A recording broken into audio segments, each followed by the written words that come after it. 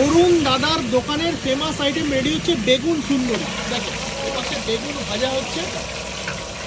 দাদা জয় মা তারা। জয় মা তারা, জয় মা তারা।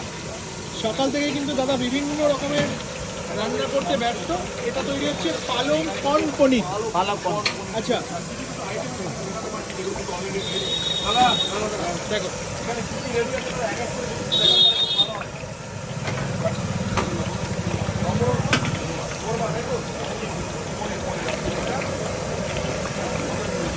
পালংয়ের পেস্ট দিয়ে এটা করা হয়েছে।